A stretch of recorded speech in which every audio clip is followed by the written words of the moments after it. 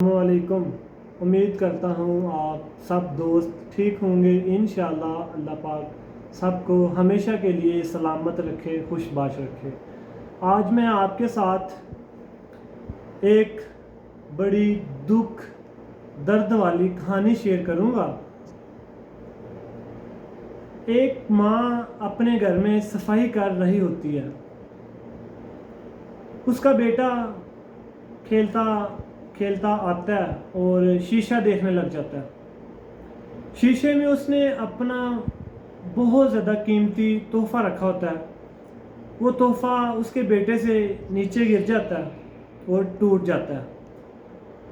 वालदा अपने बेटे से तोहफ़ा टूटने पर बहुत ज़्यादा नाराज़ होती है और गुस्से का इजहार करती है, क्योंकि वो कहती है कि मुझे जो तोहफ़ा ये मेरी वालदा ने दिया था, इसलिए मैं इसे बहुत ज़्यादा पसंद करती हूँ और मैं कभी भी नहीं चाहती थी कि ये टूट जाता, तो आज आपने ये तोड़ दिया है। वो बहुत ज़्यादा अपने बेटे के साथ गुस्से होती है और नाराज़ होती है। वो गुस्से में अपने बेटे को अपने पास बुलाती है और कहती है कि अल्लाह पाक कोई ऐसी दीवार गिराए जिससे आपकी हड्डियाँ टूट जाएं। वो अपने बेटे को उस वक़्त बद्दुआ देकर अपने गुस्से का उसने बोझ हल्का कर लिया। वो काफ़ी अरसा गुजर गया, वो भूल गई कि मैंने अपने बेटे को कभी बद्दुआ दी थी। उसका बेटा अपने बहन भाइयों के साथ पला बड़ा, उसने तालीम हासिल की, ग्रेजुएशन उसने की, उसके बाद उसको एक अच्छी नौकरी मिल गई और उसकी जो वालदा है वो उसकी शादी की तैयारी कर रही थी। उसके लिए कोई अच्छी सी बहू ढूंढ रही थी। और क्या होता है कि बेटे का जो वालिद होता है, जो बेटे की वालदा, उसका हस्बैंड जो होता है, उनका एक पुराना घर होता है। वो उस घर को नया घर बनाना चाहते हैं, उसको तोड़ फोड़ कर, उसको गिरा कर वहाँ पर एक नई बिल्डिंग तमीर करना चाहते हैं।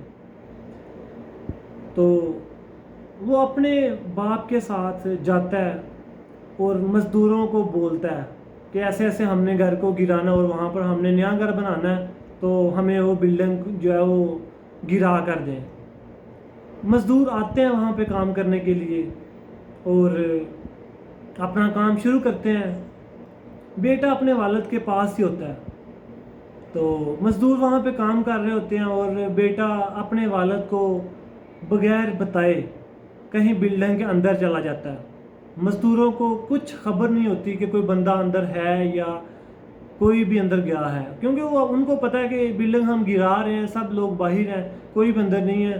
तो वो अपने काम में मसरूफ़, बिल्डिंग को गिराने में मसरूफ़, गिरा रहे हैं दीवारें।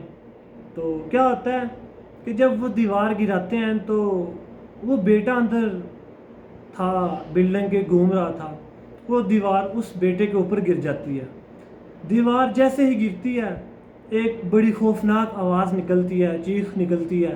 वो जब सब सुनते हैं और काम अपना स्टॉप कर देते हैं, रोक देते हैं और देखने लग जाते हैं आसपास कि ये आवाज़ कहाँ से आई है, कहाँ से निकली है।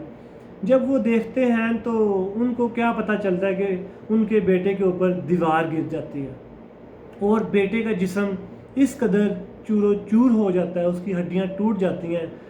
तो वो देखकर उस मुश्किल वक़्त में क्या करते हैं कि एम्बुलेंस को कॉल करते हैं, वो आती है, लेकिन वो बड़ी मुश्किल से उसको हॉस्पिटल मुंतकिल करते हैं, क्योंकि जिस्म उसका चूरो चूर हो जाता है, हड्डियाँ टूट जाती हैं। तो बड़ी मुश्किल से वो हॉस्पिटल मुंतकिल करते हैं।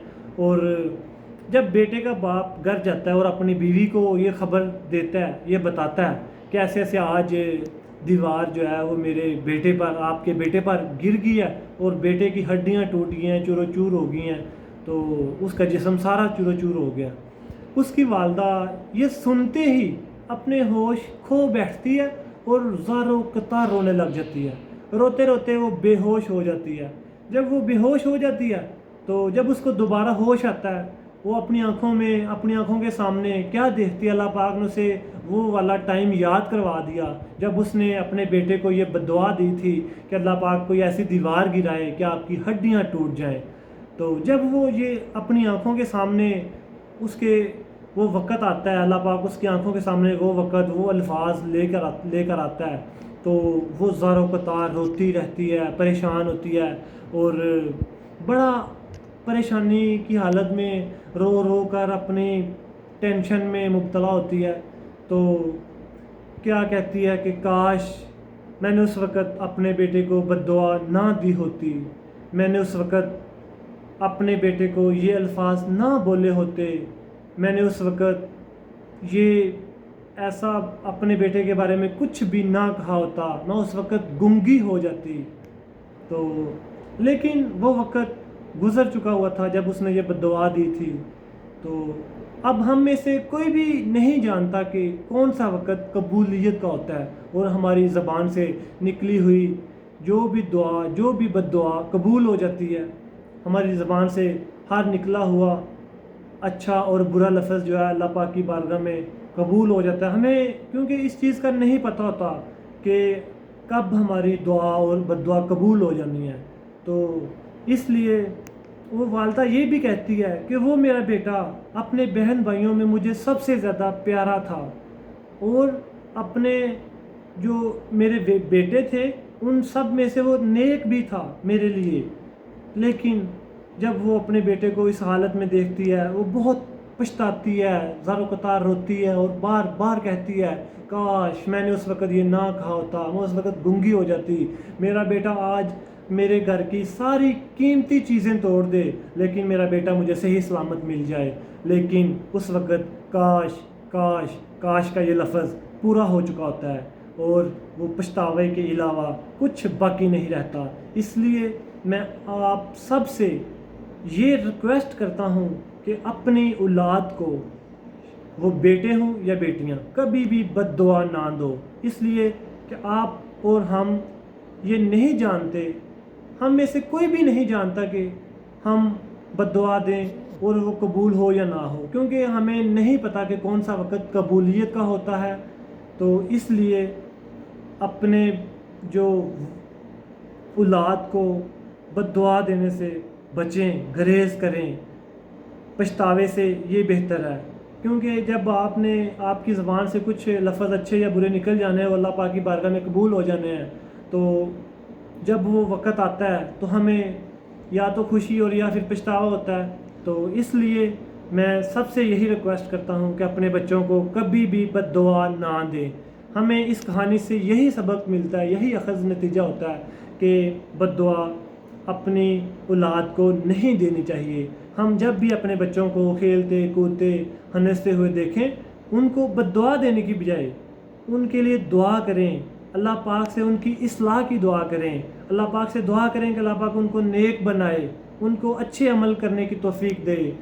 ایسا نہ ہو کبھی بھی کہ ہم غصے میں ہمارا بیٹا کچھ غلط کام کرتا ہے یا جیسے کوئی قیمتی چیز توڑ دیتا ہے تو ہم غصے میں اس کو بد دعا دے دیں اور وہ بد دعا قبول ہو جائے، اور اس کو ہمیں بد دعا کو جب آنے والے وقت میں جب وہ سامنا کرنا پڑتا ہے تو ہم پچھتاتے ہیں۔